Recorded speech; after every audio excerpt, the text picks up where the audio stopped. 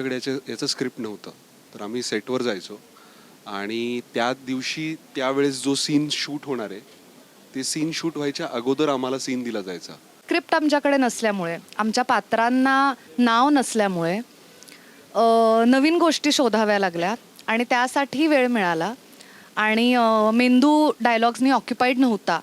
एक आहे की हर तऱ्हेचा प्रेक्षक आहे फॉर्च्युनेटली, की जो अत्यंत कमर्शियल जे सिनेमा आहेत, जे एंटरटेनर्स आहेत चांगले असे सुद्धा आहेत. आणि एक ती पण भूक आहे की एक वेगळं काहीतरी हवं आहे आम्हाला, वेगळं.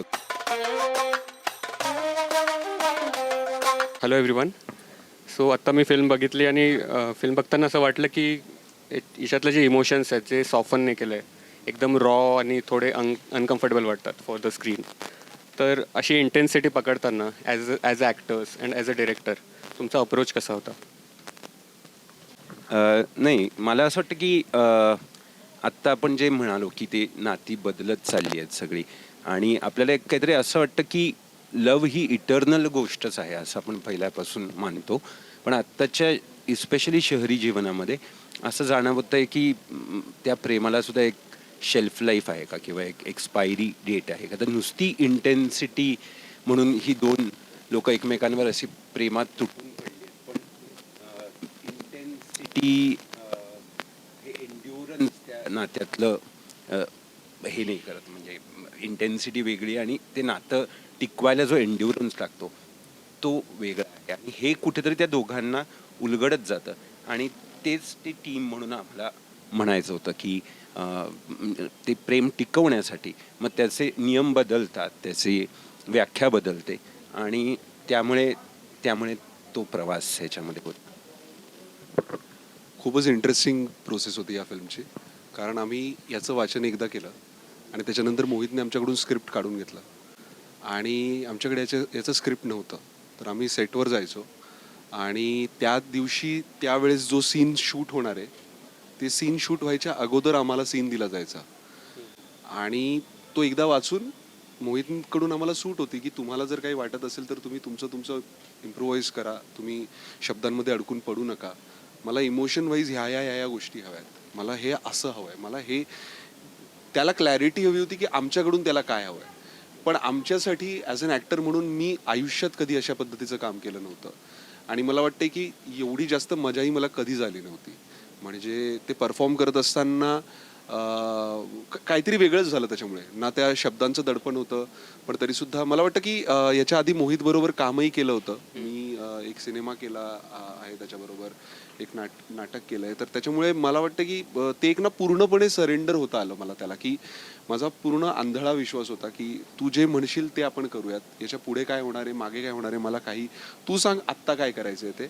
आणि त्यातनं हे सीन आलेले आहेत, त्याच्यामुळे मला वाटतं की तो रॉनेस तो आहे त्याच्यामध्ये, अबाधित आहे, तो टिकून राहिलेला आहे आमच्या परफॉर्मन्समध्ये सुद्धा, तो या प्रोसेसमुळे आहे. मी असं ॲड करीन ललित आत्ता जे म्हणाला त्याला, की भारतात आमच्याकडे स्क्रिप्ट नसायचं आणि त्या दिवशी त्या क्षणी तो सीन मिळायचा. आणि मग एकतर आमची टीम, अशी जी कोर टीम होती ती छोटी होती आणि जे ते दोघं अनुभवतात सिनेमात किंवा सीन्समध्ये, ती आमची अख्खी टीम आम्ही कलेक्टिव्हली अनुभवायचो रोज. कारण विविध कन्स्ट्रेंट्सही असतात, त्यामुळे त्याची पण इंटेन्सिटी असते आणि त्यात असे सीन तयार करणं एकत्र, तर ते सगळे मिळून प्रत्येक सीन उभा करत होतो. तर त्यामुळे ती इंटेन्सिटी अशी अख्ख्या युनिटची होती जेव्हा आम्ही ते करायचो. त्यामुळे असं होतं की फक्त मी आणि ललित त्या बाजूला आहोत कॅमेराच्या आणि चालू आहे लढाई, असं नव्हतं. सगळे तितकेच इन्व्हेस्टेड असायचे आणि तितकेच अप्स अँड डाऊन्समधनं जात असायचे. ही एक बाजू झाली. आणि त्या उलट जे ललितनी सांगितलं की स्क्रिप्ट नसायचं, जपानमध्ये आमच्याकडे स्क्रिप्ट होतं. तर ते मला असं वाटतंय खूप इंटरेस्टिंग प्रयोग मोहितनी आमच्यावर केला आणि ज्याच्यामुळे कदाचित आम्ही माणसंच वेगळी आहोत पडद्यावर, भारतात आणि जपानमध्ये. तर ते त्यांनी आमच्याकडनं करून घेतलं, जे आता पाहताना जाणवतंय. स्क्रिप्ट असणं, स्क्रिप्ट नसणं, डोक्यात गोंधळ असणं, गोंधळ नसणं, हे सगळं वेगवेगळ्या प्रकारे चॅनलाइज होऊन त्या पात्रांमध्ये आलं. आणि अर्थातच इराणी ज्या प्रकारे संवाद लिहिलेत, ते मला आत्ता पाहतानाही इंटेन्स तर वाटतातच, पण ठरवताच येत नाही मला की मी ह्याच्या बाजूनी आहे की तिच्या बाजूनी आहे, का कोण चुकीचं आहे कोण बरोबर आहे. तर ते करत असतानाही अर्थात त्याची मजा होतीच, आणि आत्ता पाहताना ते खूप प्रकर्षाने जाणवते की राईट रॉंग ब्लॅक व्हाईट असं असतं का खरंच काही. तर असा काहीसा अनुभव होता आमचा. मला म्हणजे खरं तर ऑनर आहे की माझा की मी मोहित बरोबर काम केलं या फिल्ममध्ये. मला नेहमीच, मी त्याला आधी पण पहिल्या फिल्मला पण म्हणालो होतं की मला काहीतरी काम दे, म्हणजे असंच ह्याच्यामध्ये. पण जेव्हा मला त्याने स्क्रिप्ट दिली आणि मी पहिल्यांदा वाचलं असेल, तर मला फक्त माझे सीन्स दिले होते आणि मला पूर्ण स्टोरी माहीत नव्हती. सो ते शक्यतो माहीत असते किंवा सांगतात. सो त्याने सांगितली नाही म्हणजे त्यामागे काहीतरी कारण असेल, म्हणून मी पण त्याला विचारलं नाही की काय काय घडतंय आणि काय.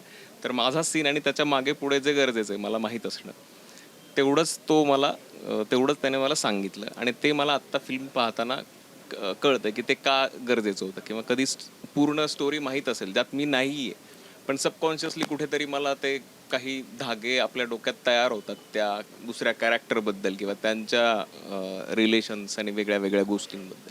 सो त्यांचा काहीच त्याच्याशी संबंध नसावा म्हणून त्याने ते केलं असावं, ते आता दिसतंय. आणि ते म्हणजे एक पॅकेज म्हणून फिल्ममध्ये ते खूपच चांगलं, म्हणजे मलाच खूप चांगलं वाटलं पाहायला ते, आणि वेगळा अनुभव होता. मी ॲक्च्युली रेकग्नाईज पण नाही केलं की फिल्ममध्ये आणि हा आत्ताचा लुक. तर ते 2-3 वर्ष झाले ना त्यामुळे. आणि मोहित सर मीडियम स्पायसी आणि आता तोती आणि फुजी, सो हे एक वेगळ्या स्पेसमध्ये मूवीज जातात जे मराठी सिनेमा आपण बघतो. तर तुम्हाला असं वाटतं की मराठी सिनेमा हळूहळू या झोनमध्ये इव्हॉल्व्ह होतोय, इंटिमेट स्टोरीज सांगतोय? मला माहीत नाही, कारण काय अनेक अंगाने मराठी सिनेमा डेव्हलप होतोय. म्हणजे आपल्याकडे एक आहे की हर तऱ्हेचा प्रेक्षक आहे फॉर्च्युनेटली, की जो अत्यंत कमर्शियल जे सिनेमा आहेत, जे एंटरटेनर्स आहेत चांगले, असे सुद्धा आहेत. आणि एक ती पण भूक आहे की एक वेगळं काहीतरी हवं आहे आम्हाला, वेगळं काहीतरी बघायचं आहे. कारण की आत्ता आपलं जे आयुष्य आहे ते पण इतकं झपाट्याने बदलत चाललंय.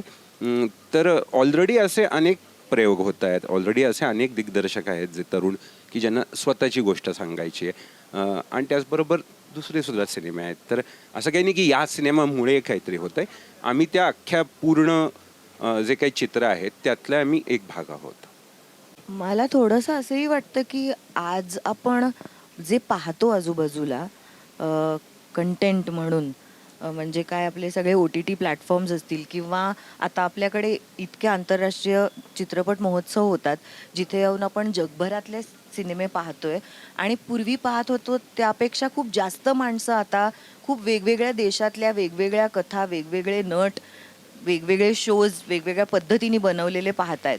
तर त्यामुळे मराठी सिनेमाकडनं मला असं वाटतं अपेक्षासुद्धा बदलत आहेत आणि वाढत आहेत. तर त्या दृष्टीने आपण बनवत असताना सुद्धा विचार केला पाहिजे. मी म्हणत नाही सगळेच सिनेमे तसे असले पाहिजेत, वेगवेगळी माणसं वेगवेगळे सिनेमे बनवणार, पण आपण आता जगाच्या जास्त जवळ आलोय तर त्याची कुठेतरी दखल घेतली पाहिजे आपल्या कलेत सुद्धा. आणि ललित सर तुमचं आनंदी गोपाळपासून चिवची चौका, आरपार आणि आता हा फिल्म, सो याच्यात कॅरेक्टर्स वेगळ्या वेगळ्या स्टाईलनी पोर्ट्रे केलं आहे, रेंज वेगळी आहे. तर तुम्हाला आज रोल ॲक्सेप्ट करायला काय एक्साईट करतं जास्त? मला टीम एक्साईट करते. मला खरं तर कारण माझं फक्त एकट्याचं कॅरेक्टर काहीच त्याच्याने काही फरक नाही पडणार आहे. मला संपूर्ण टीम, माझं डिरेक्टर कोण आहे, माझं रायटर कोण आहे, माझे को ॲक्टर्स कोण आहे, आणि मग एकंदरीत ती फिल्म काय म्हणू पाहते, नुसतंच माझं कॅरेक्टर नाही तर ती फिल्म काय सांगते शेवटाला, हे सगळं मला एक्साईट करतं. फॉर यू मी CRD पण बघितलं आहे, चिवची चौका बघितलं आणि आता हा फिल्म. सो प्रत्येक फिल्ममध्ये रोल एकदम वेगळा होता. सो कशी प्रोसेस होती ईच रोलला प्रिपेअर करायसाठी? प्रत्येक चित्रपटाची वेगवेगळी प्रोसेस असते दिग्दर्शकानुसार आणि कथानकानुसार. तर CRD जरा जास्त प्रोसेस ओरिएंटेड होती, जास्त वेळ त्या पात्राबरोबर, आणि पण त्यात ॲक्टर म्हणून त्यांनी काम केलं आहे CRD मध्ये. तर वेगळी प्रोसेस होती, तिथे जास्त आम्हाला त्या पात्रांमध्ये मुरायला वेळ मिळाला. फुजीची प्रोसेस अशी होती की आम्हाला ब्रॉडली गोष्ट माहीत होती, तर सेटवर जाईस्तोवर ती गोष्ट आमच्या डोक्यात घुमत राहिली, कारण स्क्रिप्ट नव्हतं. एरवी असं होतं की स्क्रिप्ट मिळतं आणि मग ॲक्टरला लगेच स्वतःचे डायलॉग्स दिसले की मग त्याच्यावरती प्लॅनिंग, इथे मी असं करीन, तिथे मी असं करीन, असं नॅचरली व्हायला लागतं. तर ह्यावेळी स्क्रिप्ट आमच्याकडे नसल्यामुळे, आमच्या पात्रांना नाव नसल्यामुळे नवीन गोष्टी शोधाव्या लागल्या आणि त्यासाठी वेळ मिळाला. आणि मेंदू डायलॉग्सनी ऑक्युपाईड नव्हता, मेंदू गोष्टींनी ऑक्युपाईड होता आणि हे पात्र काय होऊ शकेल ह्यांनी ऑक्युपाईड होता. तर अशी प्रोसेस होती ह्याची, असं म्हणता येऊ शकेल. आणि एक लास्ट क्वेश्चन, माझ्या चॅनलचं नाव आहे माय सिनेमा स्टोरी. सो हा प्रश्न मी सगळ्यांना विचारतो की तुमची एक सिनेमा स्टोरी काय आहे, की असा पहिला मोमेंट, पहिली मेमरी ज्यांच्यामुळे सिनेमाला अट्रॅक्ट झाले तुम्ही, not necessary acting or direction, in general cinema. मला वाटतं आमच्या सगळ्यांसाठी सगळ्यात मोठी ती इमेज जी आहे ती फुजीचीच आहे. कारण काय, तो फुजी आम्ही कोणीच कधी बघितला नव्हता. मी आधी जपानला गेलो होतो तेव्हा पण तो ढगाआडच होता, मला कधी बघायला नाही मिळाला. त्यामुळे माझ्या मनात सारखं होतं की तो फुजी दिसणं असं. आणि आमच्यासाठी सगळ्यात मॅजिकल होतं की ज्या दिवशी आम्ही आधी रेकीसाठी गेलो होतो की बघायला म्हणून की इथून फुजी दिसेल, तेव्हाही आम्हाला फुजी दिसला नव्हता. ज्या दिवशी शूट करायला गेलो तेव्हा पण तो पूर्ण ढगाआड होता. आणि आत्ता जो शॉट तुम्हाला सिनेमामध्ये दिसतो तो आमच्या समोर हळूहळू 15 मिनिटात खूप वाट बघितल्यानंतर सगळे ढग हळूहळू बाजूला झाले आणि फायनली तो फुजी आणि त्याचं प्रतिबिंब हे असं मॅजिकल तयार झालं. तर त्यावेळेस यांच्यापैकी कोणीच फुजी, किंवा इराने ते लिहिलं तरी तिला फुजीचं हे माहीत नव्हतं, पण ते बघितल्यानंतर जेव्हा ॲक्च्युअल ते पाण्यामध्ये तुम्ही बघता तेव्हा एक झालं की यासाठी आपण आत्ता सगळेजण गेले 3 महिने करत होतो. आणि ते अत्यंत मॅजिकल आहे असं मला वाटतं. ग्रेट.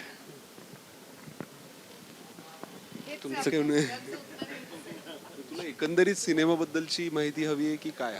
एकंदरीत सिनेमाशी म्हणजे कनेक्ट. जनरली सिनेमाबद्दलचं प्रेम त्याच्याशी related cinema. No it's okay, हे पण चांगलं इन्साइट होतं हे. I'll just add to what Mohit said. So the journey of this film is, I think every film journey is challenging in their own way, but like sometimes you feel like giving up. अरे यार बहुत हो गया बस. But this thing ना, that हमें जो है मोहित हमेशा बोलता था कि like I got to know from him only that it's a moody mountain and that अगर तुम्हारे नसीब में हो तभी देखने को मिलेगा. And if you see the reflection in the water, okay, and we are so lucky. First day we have scheduled that try करते हैं, अगर दिख गया ठीक है, नहीं तो लास्ट डे फिर से ट्राई करेंगे. एंड 4 बजे गए, कुछ नहीं दिखा. 7 बजे को धीरे धीरे it opened up. I was like the destiny of this film is not this, the end will be great something. So that also like kept me going many a times. So that's my extension of his story. तुला एक personal story म्हणून जे हवं आहे ते सांगू शकतो मी. मी आहे धुळ्याचा, आमचं कासाऱ्याला गाव आहे. तर मी जेव्हा सुट्ट्यांमध्ये जायचो गावाला तर आम्ही अंगणात झोपायचो. तर तिथे गावात 2 थिएटर होते जे ओपन थिएटर होते. म्हणजे अशी एक फक्त 5-6 फुटाची अशी भिंत होती, आतमध्ये वाळू टाकलेली असायची आणि मोठ्या पडद्यावर सिनेमा लागायचा आणि अख्ख्या गावभर त्याचा आवाज यायचा जेव्हा रात्री सिनेमा लागायचा तेव्हा. आणि दिवसभर ज्या दिवशी सिनेमा असायचा तेव्हा ते बँड घेऊन पूर्ण गावभर ते वाजवत फिरायचे की आज ह्या सिनेमाचं एक बॅनर घेऊन ते फिरायचे पूर्ण गावभर. तर आमचा अर्ध थट्ट असायचा आणि आम्हाला कोणी सोडायचं नाही तेव्हा. तर तेव्हा आमचा मामा आम्हाला गुपचूप घेऊन जायचा, जो आजोबांपासून लपून, आईबाबांपासून लपून आम्हाला. आणि माझे आजोबा शिक्षक होते आणि त्यांचं खूप नाव होतं गावामध्ये. तर त्यांच्या नावावर आम्ही 2 रुपये 3 रुपये तिकीट होतं, पण तेवढेही आमच्याकडे नसायचे. तर ते आम्ही गेटकीपरला सांगून, कारण कोणी ना कोणीतरी त्यांचे विद्यार्थी राहिलेलं असायचं, तर असं करून आम्ही चोरून पहिली 15 मिनिटं गेल्यानंतर कधी कधी इंटरवलला जाऊन असे बरेच सिनेमे मी लहानपणी बघितलेले आहेत. आणि ती माझी कोर मेमरी आहे सिनेमाची. माझ्यासाठी माय सिनेमाची जी गोष्ट आहे ती थोडीशी ललित सारखीच आहे की माझे वडील मला, मी दोन्ही भावांना लहानपणापासून सिनेमा बघायला घेऊन जायचे. त्यामुळे असं आमच्या घरात कधीच नव्हतं की अरे बापरे सिनेमा, अरे बापरे. कारण काय आजूबाजूच्या मित्रांमध्ये होतं की सिनेमा बघायला गेला असं. आणि माझे वडील खरं तर असं काही नव्हतं की वेगळं प्रायोगिक हा त्यांना काही झोन नव्हता. तर ते गन्स ऑफ नॅव्हरन बघायचे, ते मॅकॅनस गोल्ड बघायचे, ते वेअर ईगल्स डेअर बघायचे. बट तो माणूस तरी आम्हाला सांगायचा की हे बघितलंच का, ह्याच्यात काय आहे, हे बघ हा शॉट बघितला का, तो बघ कसं करतोय. आणि काही कारण नव्हतं त्या माणसानी एक 4वी-5वीतल्या मुलाला हे सांगणं. पण मला संभव त्यामुळे एक असं सिनेमाची हे तयार झाली की हो, सिनेमा मला तर बघायला खूप मजा येते. पण ते काही फक्त मजेचं आणि फक्त मनोरंजनाचं नाही आहे. त्या मनोरंजनामध्ये सुद्धा काहीतरी कष्ट आहे, त्याच्यामध्ये काय आहे, त्याच्यामध्ये एक मॅजिक आहे. आणि ते समजायला ते ते त्याची उकल करायला आणि ते अजून हे करायला मला असं वाटतं त्या माणसाने शिकवलं. त्यामुळे सिनेमा माझ्याकरता त्यामुळे असं एक काहीतरी खूप खूप आतली आणि मोठी गोष्ट होऊन बसली. Okay, thank you. Thank you so much. Thank you so much.